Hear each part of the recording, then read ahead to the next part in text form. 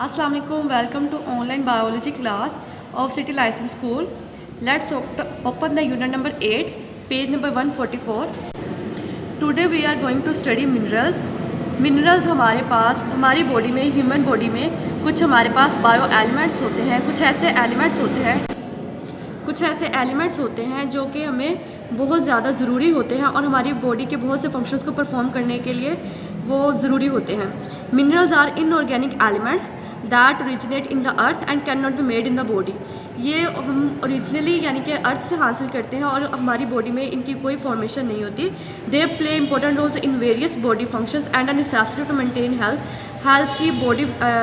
को मेंटेन करने के लिए, बॉडी फंक्शंस को परफॉर्म करने के लिए हमारे पास ये मिनरल्स, ये बायो एलिमेंट्स बहुत नेसेसरी है। ओवरऑल हमारी बॉडी में 16 टोटल बायो एलिमेंट्स पाए जाते हैं, जिनमें से हमारे पास 6 जो हैं वो हमारे पास ज़्यादा अमाउंट में रिक्वायर होते हैं, जबकि 10 हमारे पास जो हैं वो कम अमाउंट में रिक्वायर होते हैं।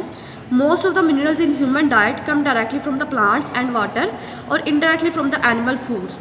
ज़्यादातर हमारे पास जो मिनरल्स हैं वो हम हासिल करते हैं प्लांट से, वाटर से, और इनडायरेक्ट वे में हम फूड से भी हासिल कर सकते हैं, एनिमल फूड से। Minerals are categorized into 2 major and trace minerals.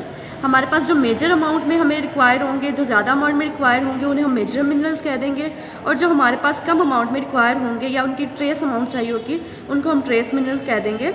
Major minerals are required in the amounts of 100 mg milligrams और more per day, while trace minerals are required in amounts less than 100 milligram per day. अब इनके हम roles देख लेते हैं कि हमारे पास इन minerals का या इन बायो एलिमेंट्स का क्या फंक्शन है हमारी बॉडी में। सबसे पहले हमारे पास जो मेजर मिनरल्स आ जाते हैं, जो हमने बात, सबसे पहले हमारे पास मेजर मिनरल्स में आ जाते हैं सोडियम। सोडियम का हमारी बॉडी में रोल है कि फ्लूइड बैलेंस को हमारी बॉडी में रेगुलेट करता है, उसको बैलेंस में रखता है, मेंटेन करके रखता है। Helps in absorption of other nutrients, हमारे पास बाकी न्यूट्रिएंट्स जो भी हम इंटेक करते हैं उनको एब्जॉर्ब करवाता है, डाइजेशन में हमारी हेल्प करता है। आगे हमारे पास है पोटाशियम। पोटाशियम का भी यही रोल है कि fluid balance in the body, ये भी हमारे फ्लूइड को बैलेंस में रखता है, रेगुलेट करता है।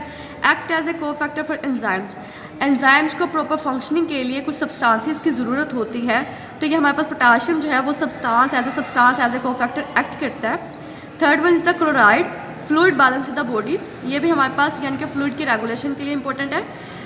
कंपोनेंट ऑफ हाइड्रोक्लोरिक एसिड, हमें पता है हमारे पास हाइड्रोक्लोरिक एसिड HCl की फॉर्मेशन क्लोरीन के बिना पॉसिबल नहीं है, और हमारे पास जो हाइड्रोक्लोरिक एसिड है ये हमारे पास स्टमक में जो गैस्ट्रिक जूस है वहाँ पे पाया जाता है। जब हम खुराक इनटेक करते हैं या खुराक खाते हैं तो वहाँ पे डाइजेशन में ये हमारे पास बड़े बड़े जितने भी मॉलिक्यूल्स वगैरह होते हैं उनको तोड़ता है और डाइजेशन में हेल्प करता है।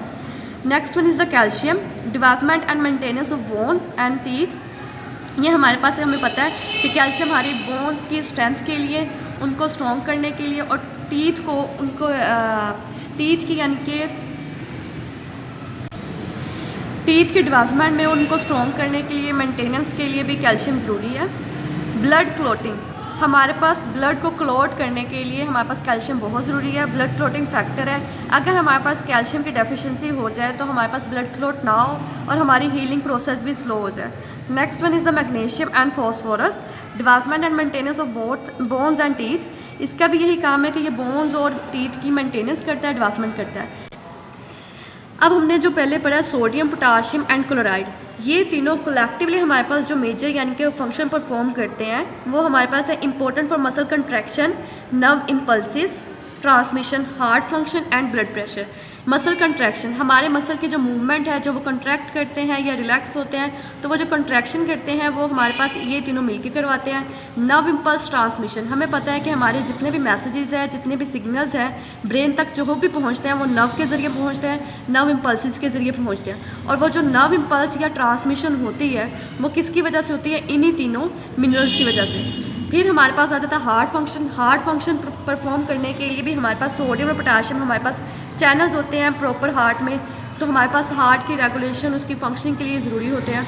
ब्लड प्रेशर को भी रेगुलेट करने के लिए, बैलेंस करने के लिए ये तीनों हमारे पास बहुत अहम है। ट्रेस मिनरल्स में हमारे पास सबसे पहले आ जाता है आयरन। आयरन हमें पता है कि हमारे ब्लड में पाया जाता है, और ब्लड में हमें पता है कि ऑक्सीजन वगैरह की ट्रांसपोर्टेशन वगैरह होती है, तो ये क्या करता है? ऑक्सीजन को ट्रांसपोर्ट करता है, स्टोर करता है। Next one is the zinc. Zinc हमारे पास एड्स करता है इंसुलिन एक्शन में। हमारे पास इंसुलिन की जितनी भी फंक्शनिंग है, हमें पता है इंसुलिन का काम क्या होता है, पैंक्रियाज से ये रिलीज़ होकर हमारे पास ब्लड में ग्लूकोज के लेवल को बैलेंस करता है। तो ये जो इंसुलिन का ये जो फंक्शन है ग्लूकोज को बैलेंस करने का, उसमें जिंक अपना प्रॉपर फंक्शन परफॉर्म करता है। Helps in growth and reproduction. Growth हमारी जो होती है या रिप्रोडक्शन का जितना भी अमल है उसमें भी जिंक अपना काम परफॉर्म करता है। कलेक्टिवली जिंक और आयरन का काम हमारे पास क्या, एंजाइम को फैक्टर के तौर पर एक्ट करता है कि एंजाइम को अपनी एक्टिविटी परफॉर्म करने के लिए जो सब्सटेंसेस चाहिए होती है वहाँ पे ये हमारे पास एक्ट करते हैं। The other one is the immune function. हमारी इम्यूनिटी को मेंटेन करने के लिए, इम्यूनिटी को सपोर्ट करने के लिए, क़ुव्वत मुदाफ़त को बढ़ाने के लिए आयरन और जिंक बहुत ज़्यादा ज़रूरी है। Next one is the copper. Copper हमारे पास क्या करता है, एंजाइम को फैक्टर के तौर पर काम करता है। क्रोमियम आ जाता है, वो भी इंसुलिन के एक्शन में हेल्प करता है। इंसुलिन का एक्शन हमें पता है कि ग्लूकोज को रेगुलेट करता है।